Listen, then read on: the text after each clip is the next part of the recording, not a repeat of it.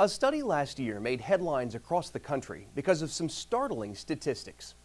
It found that nearly 1 in 4 millennials haven't heard of the Holocaust, the largest genocide in history. 2/3 said they couldn't identify Auschwitz, the death camp where more than 1 million Jewish prisoners were killed. And that worries Frank Grunwald. That's scary.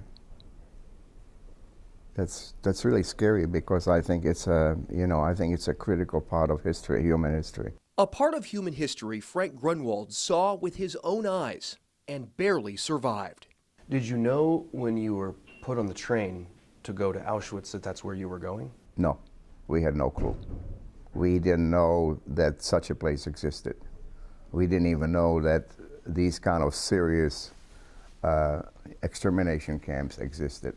Frank was just 6 years old when the Nazis forced his Jewish family out of their home in Czechoslovakia, into the ghetto, and eventually onto a train bound for Auschwitz. And it didn't take long to realize the horror that was happening there. I realized that this was an extermination camp.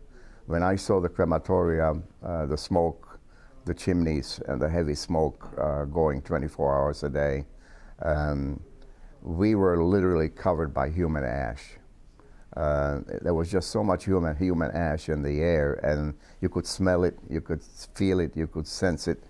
And we saw transports of people coming in by the thousands and just disappearing.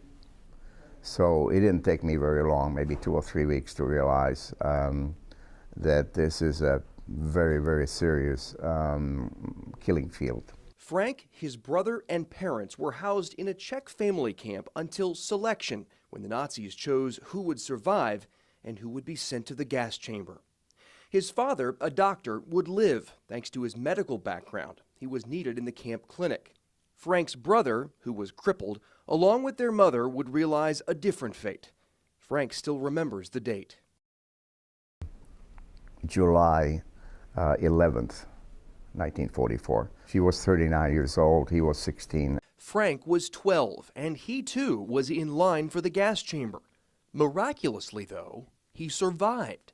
I was saved by a prisoner who I worked for as a runner, as a messenger. That prisoner was Willy Brockman, a 41-year-old German prisoner.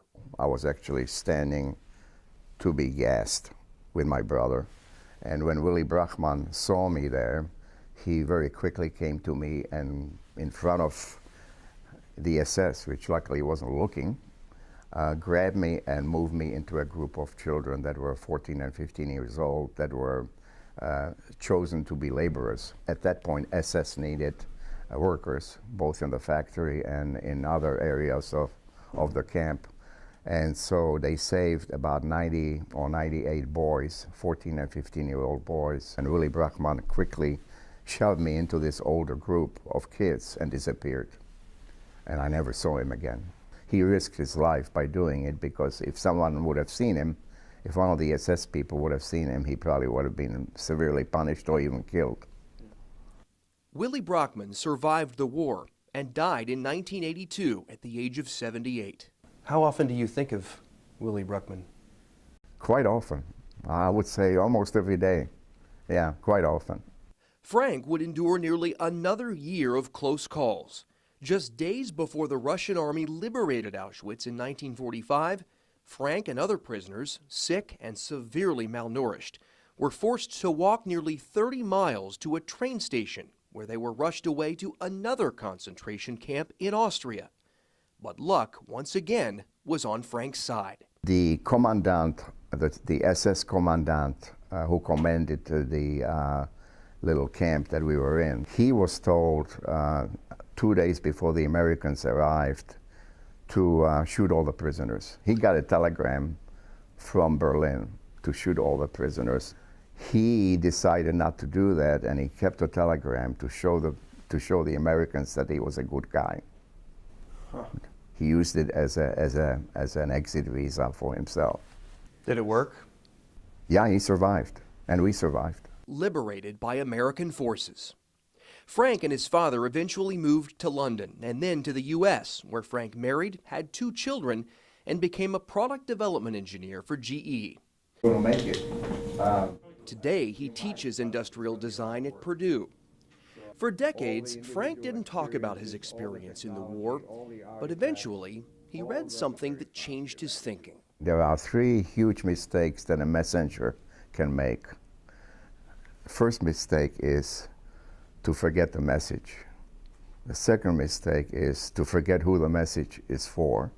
And the third huge mistake is to forget that he's the messenger. I thought that was clever. This is a big story. So today, Frank Grunwald is the messenger among a dwindling group of survivors now well into their 80s and 90s. Advocates say the world must continue to hear these stories. The Holocaust was a big pivotal moment in history, and a lot of the times it's like we have this moment and it's from that moment we need to learn from so we can prevent it in the future. And there are so many students that know a little bit about the Holocaust, but until they can put a person in that place, in those dark places, they can't understand any of the history, I think. It's just raw numbers and it goes right through them. And we can't forget that part of our history. A study by the Conference on Jewish Material Claims Against Germany last year included 1,300 U.S. adults and found 2/3 of millennials don't know what Auschwitz is. 22%, nearly 1 in 4, said they haven't even heard of the Holocaust. This is something so significant and unbelievable that I think it needs to be remembered, and it needs to be used as a warning to everybody. Sometimes people and countries can get away from themselves. That the snowball effect, the avalanche, could be a very dangerous situation. And then we need to report,